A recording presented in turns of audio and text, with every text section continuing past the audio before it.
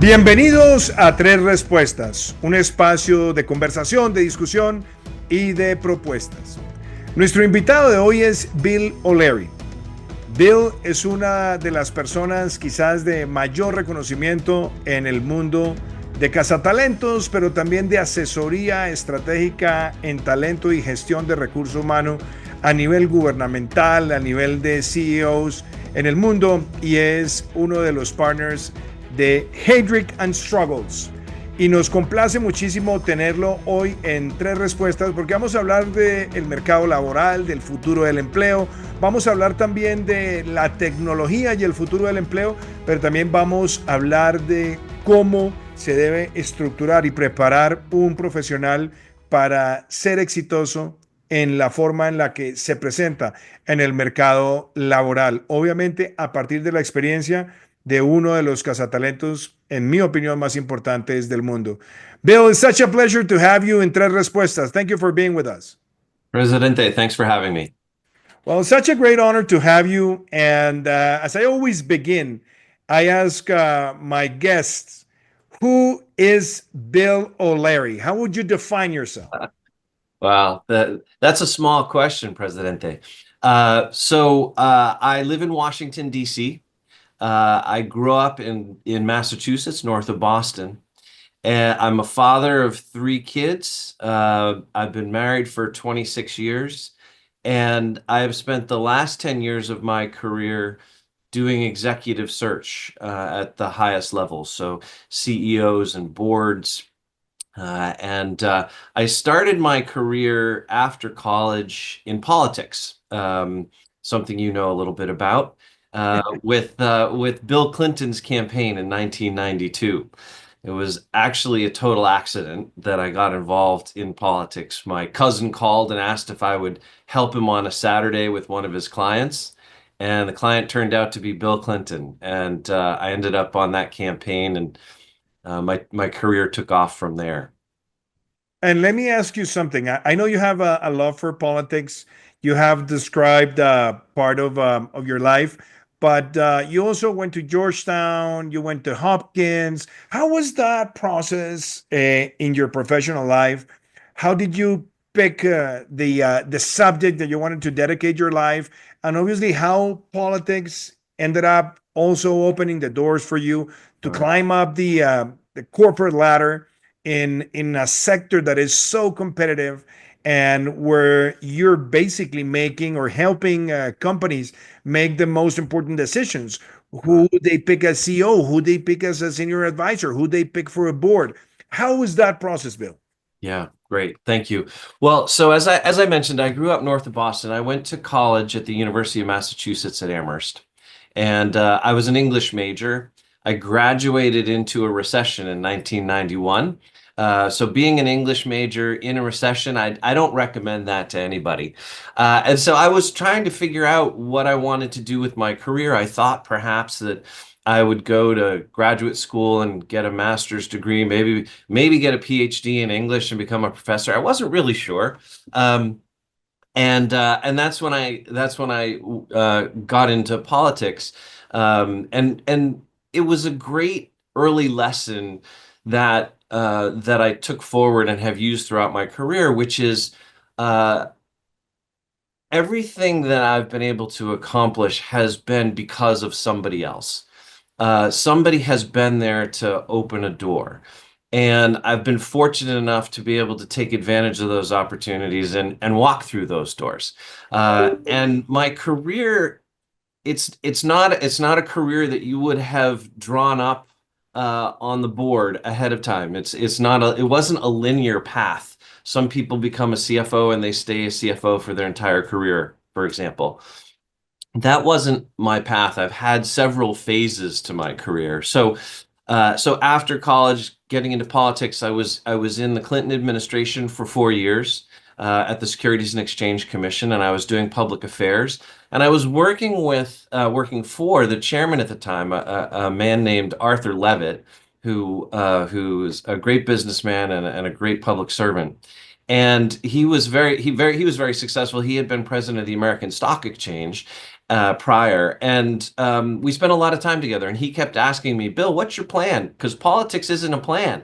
What's your plan?" And it was because of Arthur that I ended up going to business school. So I went to Georgetown University for business school after the Securities and Exchange Commission. And that allowed me then to pivot into the private sector, where I joined Citigroup. And I was at Citigroup and Fannie Mae doing marketing, public affairs, and communications for a number of years.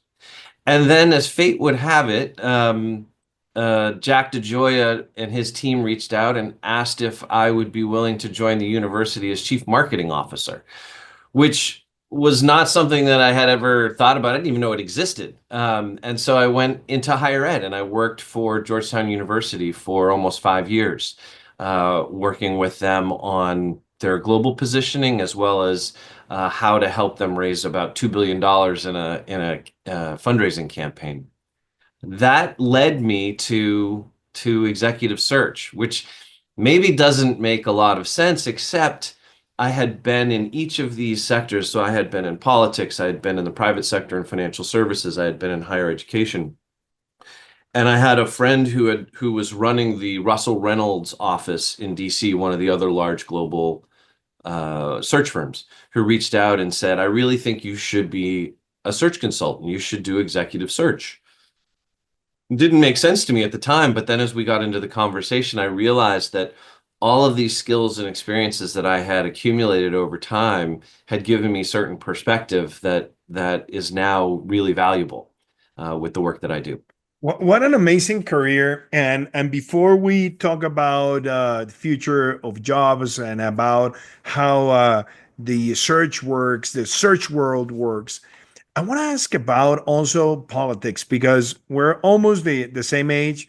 And yes, we grew up in the late 80s and then the early 90s. And you talk about Bill Clinton's campaign. Yeah. That was an amazing campaign. I still remember the Fleetwood Mac song, Don't Stop Thinking About Tomorrow, how Right. he brought this group of youngsters, how he put the economy as the main element of the campaign, how he was able to become maybe the youngest president since maybe JFK, and how he started moving the apparatus. He made one of the biggest red tape cuts Yeah. in modern history. How he was able to make the changes in many agencies, but also how he also worked on trade, migration, security. So I wanted to ask you what that experience meant for you, like being in the campaign, seeing all this transformation, then in the Stock and Exchange Commission, Yeah. and then how do you think all that you learned in government also shaped your professional life afterwards? Great. Well, I was at the time Presidente, 22 years old, and um, I had no idea what I was getting into. It was my first political campaign, and the job that I had was called advance. So I was an advance man, which meant that I would travel around the country ahead of the candidate, setting up events, usually a team of 5 or 6 or 7. It got bigger as we went on. And I would set up events for Bill Clinton. He would fly in, we would do the event, and then he would fly out, and I would hopscotch to the next place. So I had no idea what I was doing. It was one of those opportunities that you learn on the job, and that's what political campaigns can do for you. And I get a lot of questions from young people as they're beginning their career, asking for advice, and what should they do, what should they be thinking about. And I always say, join a political campaign. I don't care if it's a local campaign or if it's a presidential campaign. But from a life experience and a professional experience, joining a campaign teaches you an awful lot about yourself, teaches you about teamwork, teaches you about working towards a bigger vision than yourself. And so for me, it was completely transformative, completely transformative. It was also remarkable to watch in real time that campaign, because when I began with the campaign, it was in the primaries, it was prior to New Hampshire, which is the first primary.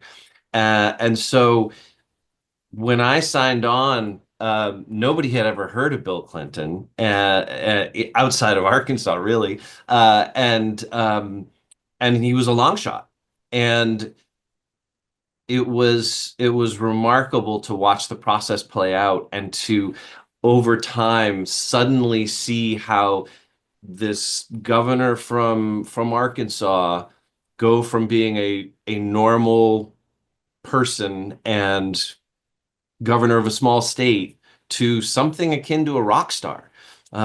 It's remarkable to watch that magic happen, and it did happen in the middle of that campaign. So I'm really grateful for that experience. And there's something that I also believe it's magical in his personality, but also in the people that work in his administration. He's still a statesman, and I've had the privilege of meeting former presidents of the United States, and obviously in office, I worked with President Biden, with President Trump when I was president of Colombia. But I have to say, there's always this magic that Bill Clinton has, especially in the way that he reads a policy and the way he reads international affairs.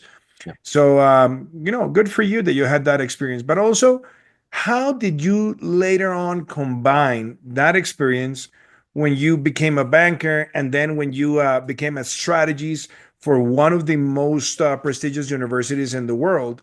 And how do you think that combination also of the private sector experience and the academic experience helped you to develop the skill that you have today, which is, and I have to say, maybe flawlessly being able to select the right talent when your clients require or request someone that has the knowledge, the temperament, the emotional intelligence, and the capacity to lead.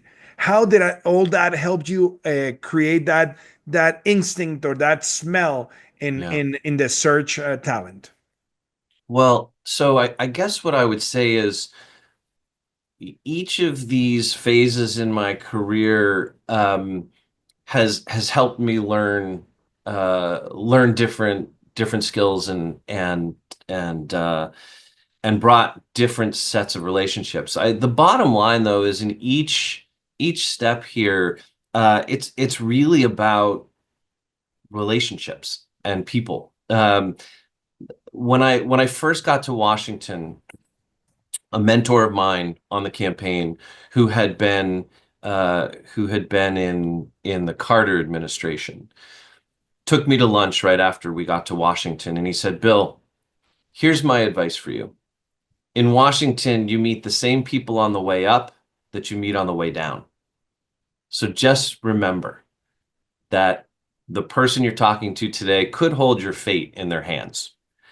And at first I kind of laughed it off, but it's 100% true. And so that's when I first started realizing how important individual relationships are and investing in those relationships. I also began to understand how important it is to be curious, and to be thinking ahead. So I've for a long time in my career, I was working for the president or the chairman of the Securities and Exchange Commission, and then for the CEOs of Fannie Mae. My job there was to be thinking ahead for them and to be anticipating things that were going to be happening.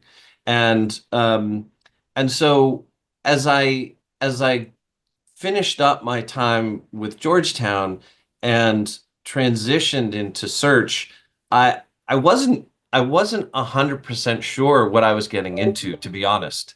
I thought, well, I have these experiences, and so because I've sat in those seats, it will be very easy for me to go ahead and assess people and place them in the right roles within these corporations or these nonprofit organizations. And it took some time to realize that I wasn't hired to do those roles. I was hired to assess people, which is a skill that I've had to hone over the last 10 years. And and it has been a great joy to be able to do this over the last 10 years. Um, I think the piece that I would say has probably been most important is intellectual curiosity. To really want to understand people, what drives them, why they made the decisions they made. Because if we think about it, and I'll pivot to the executive search and placement of people for a second. When you think about trying to find someone to be a CEO, next CEO of a company or an organization, you often can find lots of people who have the required set of experiences. They've been in the right companies, they've been in the right roles, they've led teams, etc. The place where it falls apart, or the place where it becomes magical, is when you find the person with the right style, the right culture, the person who sets the right tone. It's the soft skills that that are so essential. And so I feel like I've been grateful throughout my career to be able to develop a real understanding of people and what drives them, and be able to assess those soft skills, which now are so important in what I do.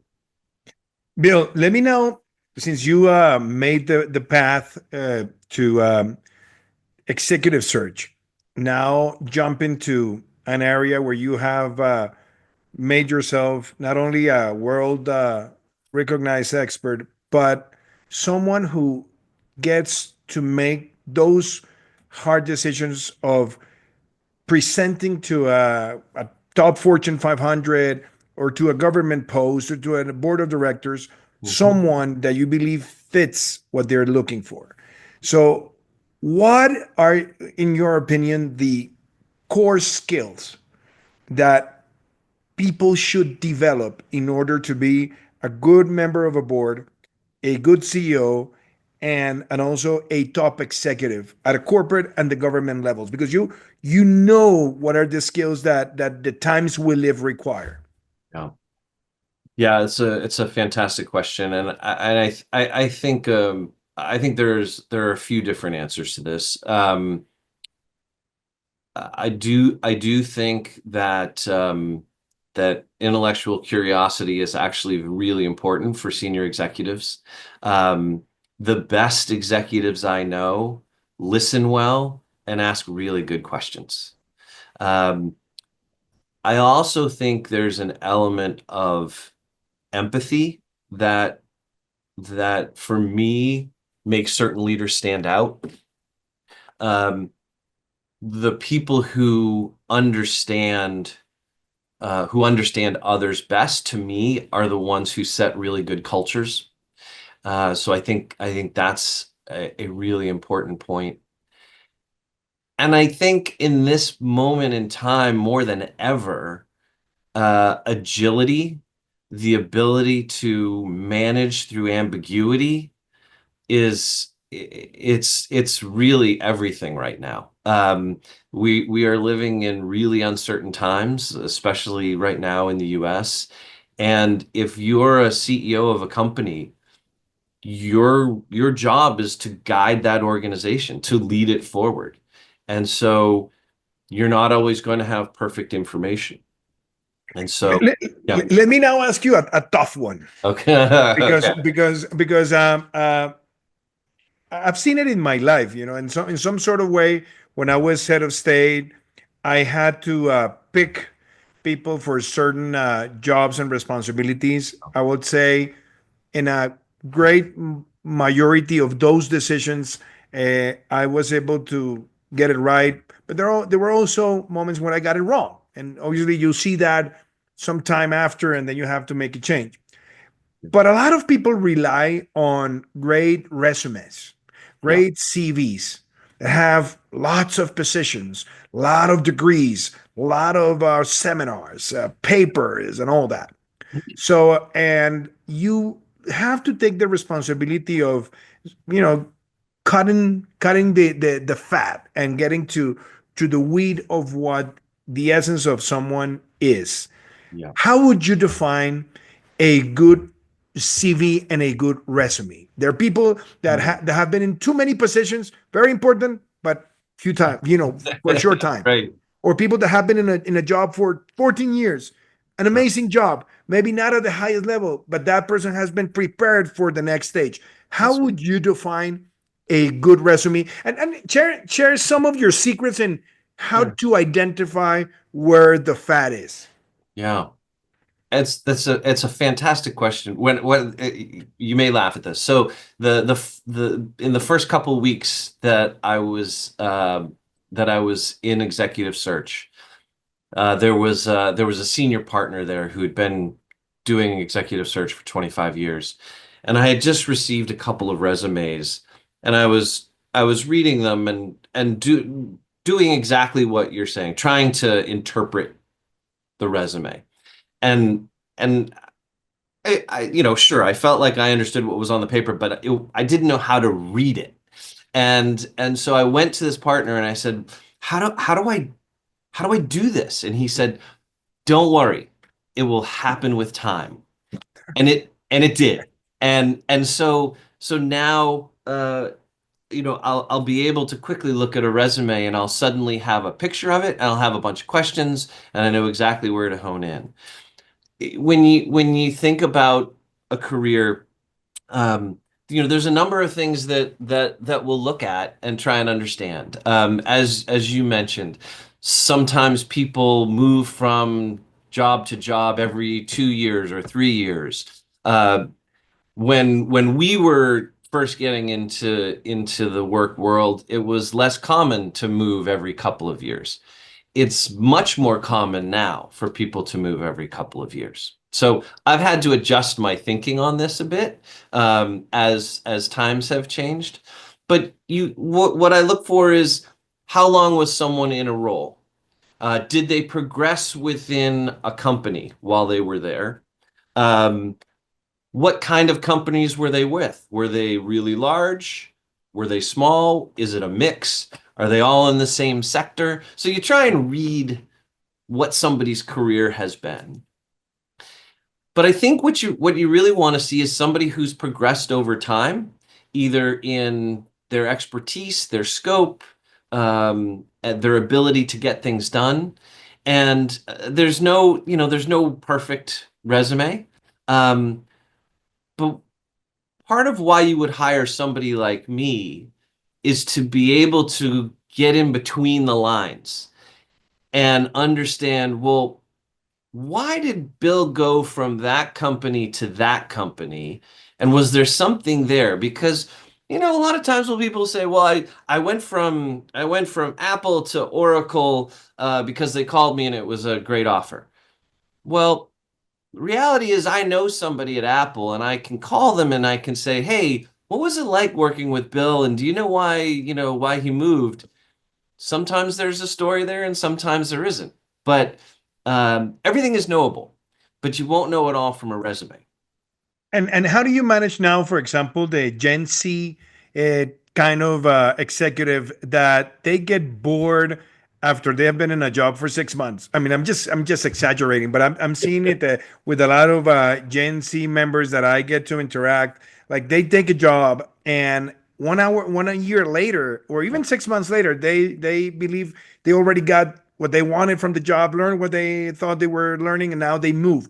How Yeah. do you manage this type of anxiety and also willing to move and get more experiences in the Gen Z, especially when you get called by the private sector to find someone who's young, who's talented, but they want to keep them for a long time, so there's not a switching of transfer of knowledge every now and then. Yeah. Yeah, it's that is also a great question. Look, I think, I'm Gen X. And I'm reminded every day that I'm Gen X when I have reactions to different people. I think we have a lot to learn from Gen Z though. So in working with Gen Z executives and even people in our office, what's important to many of them is why. why are they in that role? What is the organization trying to accomplish, and how are they specifically helping to advance that? Um, when I first got to Citigroup, when my boss told me this was my project and to deliver it on Tuesday and it needed to look like this, that's what I did. Um, Today, the question is, okay, why? Which to me is like, what do you mean, why? And so I think we do have things that we can learn from the younger generation. The trick in the executive search part of this, in trying to make a match, is trying to line up the goals of the organization with the goals of the individual, and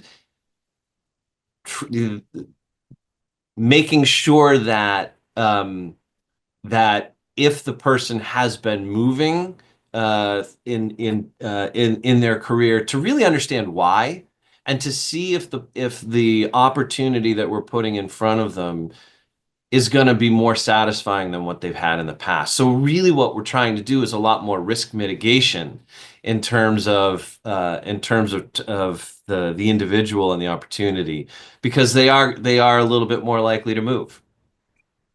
What, since the previous one was also a tough one, let me go deeper on that. And when you're doing an interview Mhm. for certain jobs, what are the maybe three questions that you will never miss asking? That you have it in your to-do list.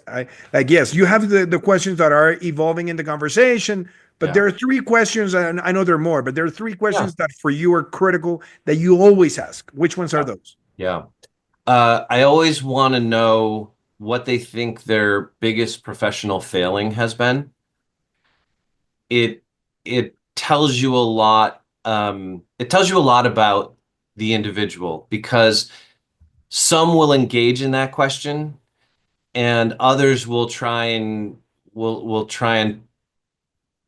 do the old trick of turning a fault into a trait, and say, oh, well, I work too hard, right?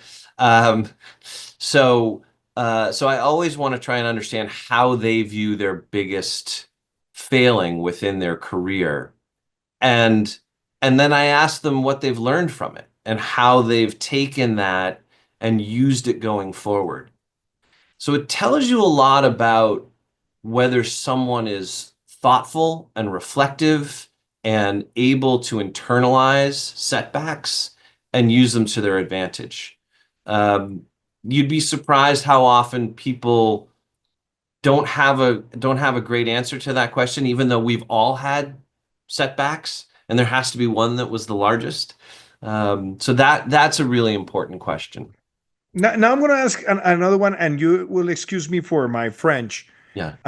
And I always ask the indulgence of those who are listening, but how do you identify an asshole beyond a good resume? Yeah. Um, so when I'm doing this work, if it's a very senior role, I will end up spending probably 3 or 4 hours with this person, and you get a pretty good sense of whether somebody is difficult, whether they're a jerk. Um, but there are other tricks to this too, because if I just rely on my own instincts, I'll be right maybe more than half the time, but not always. The other thing I pay attention to is, how did that person treat the receptionist when they came into the office? How were their interactions with my executive assistant? Um, those small things can be really telling about individuals. And then the last piece is, before if I was sending a candidate to you, Presidente, I will have talked to people who've worked with that person before. So I'll have an understanding of what their experience was. And it's all confidential and quiet, but I will have an understanding of the impact that they have and the cultural shadow that they project. So another thing that happens in executive search, and I know how difficult it is for you because you have to find that person who's going to drive the future of an organization. And also, when you're doing the executive part, you do the list of requirements. That's right. 10 years of experience, 5 years doing this, 4 years doing that, and so on. But have you ever maybe proved yourself wrong interviewing someone that you said, wow, he doesn't meet all these specific requirements, but that's the person. And then you have to go back to your client and say, this is the person I've interviewed, although he doesn't fit this one or two criteria. Has that happened? And how have you felt when you find it that it's a successful story? Yeah. Yeah, that's when yeah, that's when it gets really exciting, right? Where to your point, where uh I will meet somebody and it's not what the client was thinking.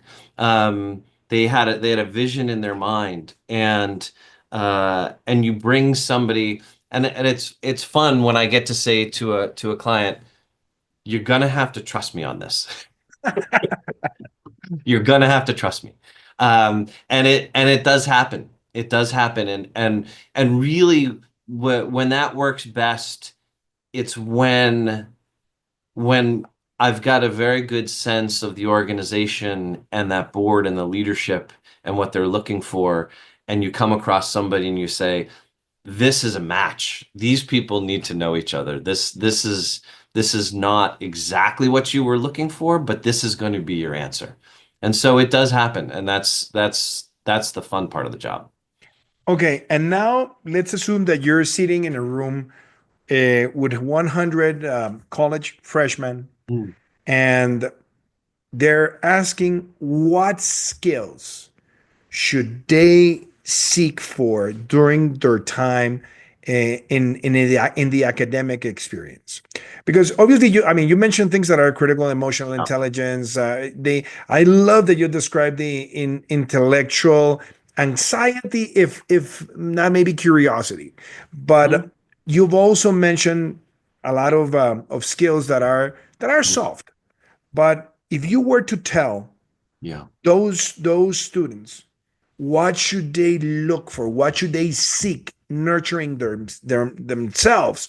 What would those recommendations be, Bill? Yeah. Well, and I think part of this is informed by having two daughters in college right now and watching their experience.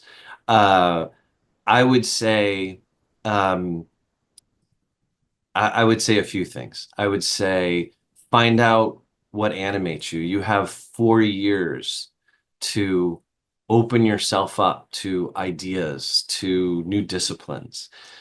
Be a little adventurous. Don't be risk averse in your college experience. Try different things. This is your opportunity. You what you do in your 4 years in college, it is not going to dictate the entire course of your career. If you're lucky, it will help you identify what you're really interested in.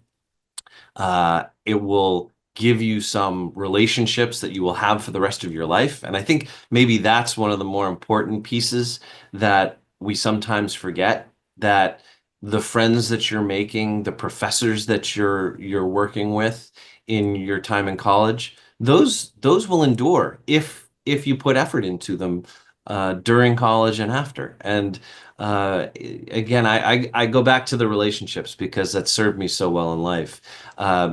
I'd say be adventurous, build relationships, and take some leadership positions to push yourself, and see where it takes you. But don't put so much pressure on yourself. Don't think that you have to do exactly everything right for all 4 years, or else your career, whatever that will become, won't develop the way you want it to. Let me ask you also about the role of family and also taking you as an example. You have a beautiful marriage with Pilar, who I've known for years, and you both have supported each other. She has supported you in your career. You have been a great supporter of hers, but you also have a beautiful family. three kids. Your daughters are bicultural. Your son is also bicultural. You are also bicultural, by the way. You have this passion for the Latino way. Um, how what are the lessons that have enriched you professionally from the way that you have built your family, but also when you look at the profile of the people you're going to pick, how Mm. much weight do you give at the kind of family they have? Ah, fascinating. Good question, Presidente. Um, well, look, I've been really blessed. I feel as if the reason I've been able to have any success that I've had professionally is because of my family. It's a bedrock for me. Um, and so that's a true blessing. And as you mentioned, it is bicultural, and that makes life fun and interesting. I I when I look at the work that I'm doing and the candidates that I'm assessing, everybody's background, everybody's family life is different. And so th- I could I could try and look for people who have had a similar family experience and put some value on that. But the way that I tend to approach it is I just want to understand who these people are beyond their resume and outside of the office. And so you had asked earlier questions that I ask. I always ask, what's the most important thing you do outside the office? And you get all sorts of crazy answers, and good answers. Oftentimes, it's the place I learn the most about these individuals. Um, and some people open up right away, and it's an amazing conversation. And others are very guarded and try and keep it all business. There are successful CEOs, successful board members uh, who have been single for their entire life, and there are others who have been married for 40 years, right? So for me, part of assessing is really understanding values and what are those common values that the client I'm working with is looking for and that this person may have. Have you ever in a search had to take one of the candidates to the corner in order to test their emotional intelligence? And if that is the case, what are the best ways in which you test the emotional intelligence? Because obviously sometimes you have to pick CEOs that are going to be in a rough environments. They have Yeah. to deal with communities that have multi-age environments, multi-generational interactions. So you have to find someone that is always in the right centers of emotions that can give the right reward, but at the same time, the toughness that is needed. Mhm. Yeah, yeah. So that's interesting because uh, I tend to learn about that with the individual over the course of a search. Um, for example, the way that they interact with the client, the questions that they ask. There's to me there's a strong correlation between curiosity and empathy. And so where I'll see this first in people is in their curiosity, the questions that they ask. What's important to them? What are they asking about?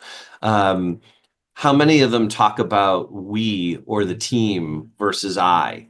There are small little tells along the way. Um, but ultimately, at the end of the day, uh, again, part of the reason that you would want to work with a firm like ours is we'll be able to understand from people who worked with them directly what that emotional intelligence looks like. Um, what's their ability to read a room, right? That's a perfect sign of emotional intelligence. So when they get into an interview with a search committee, how are they managing the room? And I can't tell you how many times I've been surprised where I'll bring three candidates in, and I'm certain that the first candidate is the one who's the right one for the job that they're going to pick.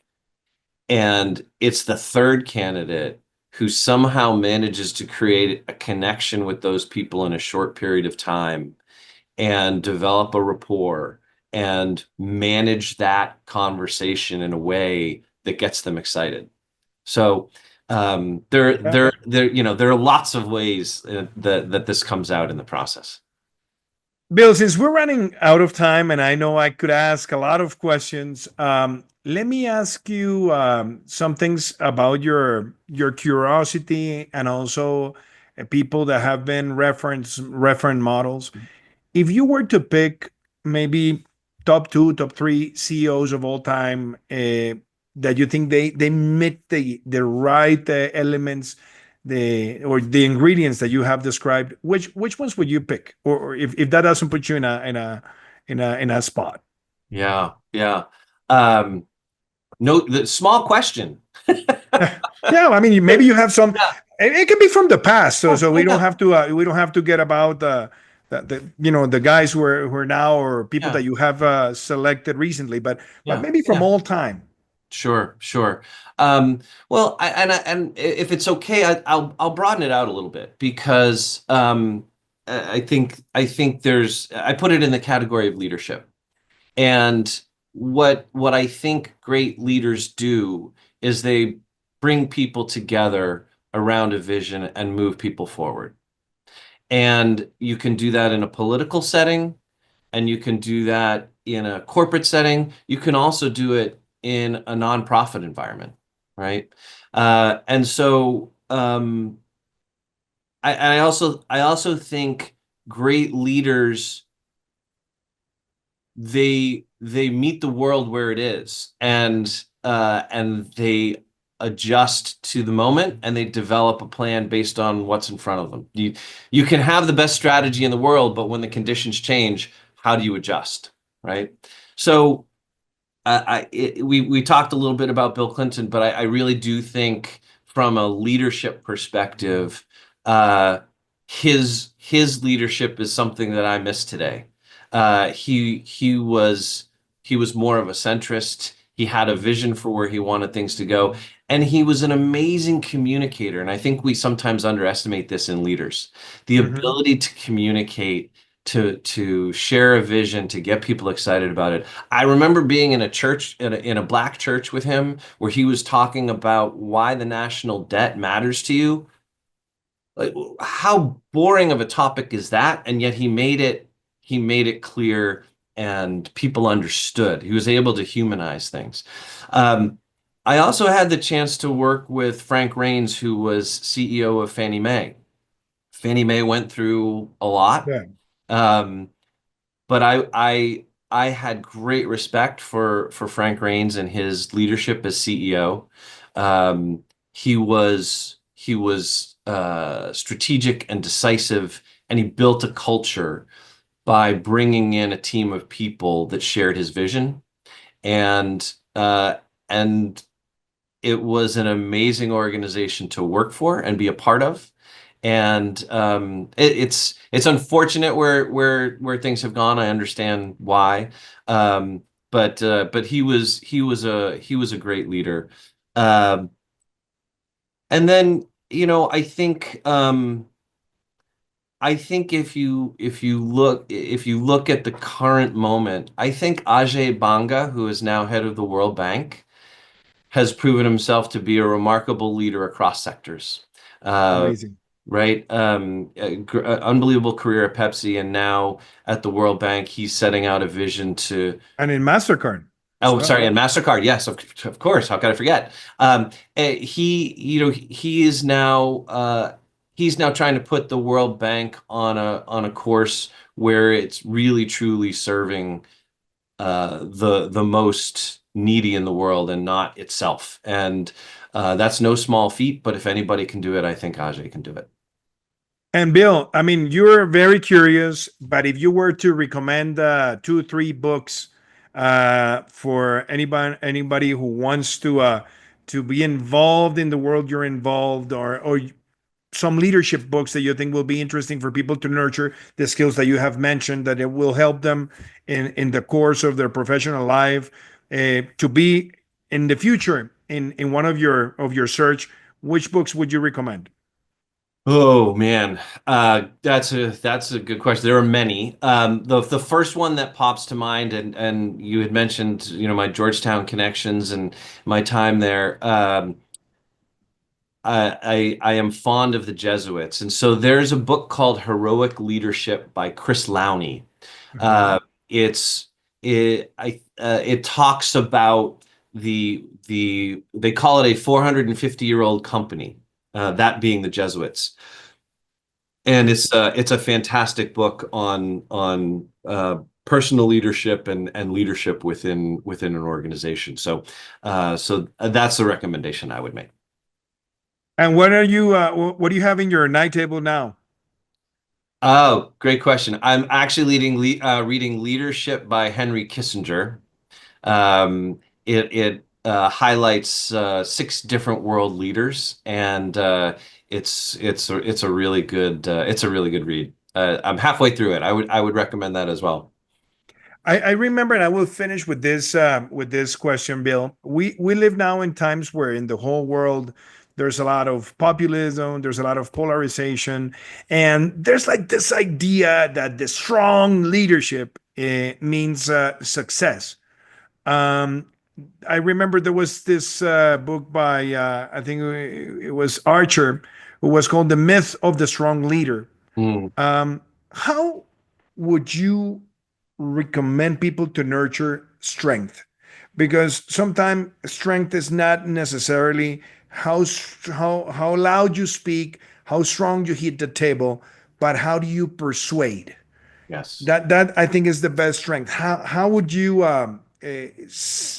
suggest people to nurture that part? But also, I want to get your definition of strength when in Yeah. terms of what people are seeking when they call you. We need a strong leadership, Bill. Yeah. Well, and that's great. So, sometimes the strongest are the quietest, right? Which I think sometimes contradicts our notion of strength. Um, s- this is a long conversation, Presidente, but the short answer I'll give is, when I think about strength from an executive perspective, I'm thinking about somebody who is grounded, who has values that they guide all of their actions by, and has resilience. Um, Something is going to go wrong every day, and how you react to it and how you learn from it, that's real strength. Someone who can continually learn, adjust, and make things better each day, that to me is strength. Well, Bill O'Leary, it has been such a pleasure to have you in Tres Respuestas. It's great to have you here. You're a friend and someone who I really admire. Thank you for sharing all these thoughts and insights that I think are amazing. And I look forward to see you soon here in Colombia, because I know you are a wise man because you're married to a Colombian. So that's good for you, man. That's right. That's right. We'll see you in June, Presidente.